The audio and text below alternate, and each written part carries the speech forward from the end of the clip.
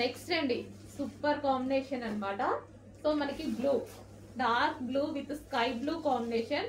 అసలు heavy bridal wear అండి. మనకి మాల్స్ లో ఇట్లా చూపిస్తే ఈ వెయిట్ ఇదంతా చూసి మనం అసలు హ్యాపీగా, మీరైతే లైవ్ లో కస్టమర్స్ చూసి చాలా హ్యాపీగా ఫీల్ అవుతున్నారు.